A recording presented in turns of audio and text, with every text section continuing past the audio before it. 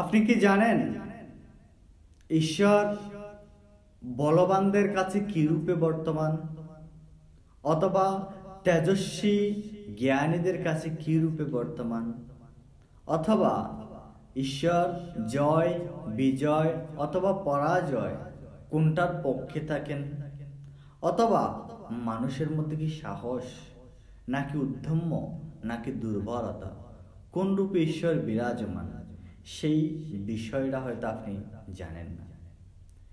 ঈশ্বর সম্পর্কে জানতে হলে আপনাকে অবশ্যই ঈশ্বরের সান্নিধ্যে আসতে হবে, ঈশ্বরকে জানার প্রয়াস করতে হবে। তাহলে অবশ্যই আপনি ঈশ্বর সম্পর্কে কিছুটা জানতে পারবেন। আর সেই সময়টুকু যদি না হয়, তাহলে অবশ্যই আপনাকে উপনিষদের সারবস্তু শ্রীমদ্ ভগবদ গীতা পাঠ করতে হবে। শ্রীমদ্ ভগবদ গীতার সমস্ত উপনিষদের সারবস্তু। সর্বই উপনিষদ ঘাব দুগ্ধ রূপ দুগ্ধ। সমস্ত উপনিষদকে গাভীর দুগ্ধ রূপে দহন করে এই গীতার মধ্যে উল্লেখিত করা হয়েছে। তাই এই গীতা পাঠ করলেও আপনি ঈশ্বর সম্পর্কে জ্ঞান পাবেন।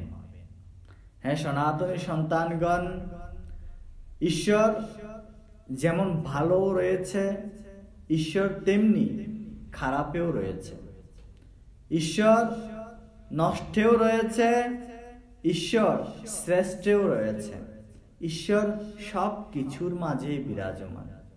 আমরা যে দুধক্রীড়া করি অথবা ছলনা করি, আমরা যে প্রতারণা করি, আমরা যে মানুষের সাথে প্রতারক হিসেবে গণ্য হই, সেই ব্যক্তিবর্গদের মধ্যেও কিন্তু ঈশ্বর একটি পক্ষে বিরাজমান থাকে।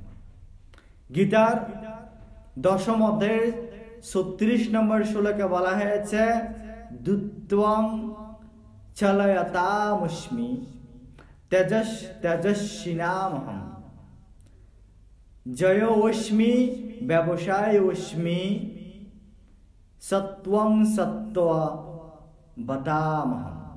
হে সনাতনী সন্তান, আমি সমস্ত বাঞ্ছনাকারীদের মধ্যে দুধক্রীড়া, সমস্ত তেজস্বীদের মধ্যে আমি তেজ, আমি বিজয়, আমি উদ্ধম্য, আমি সমস্ত বলবানদের মধ্যে বল।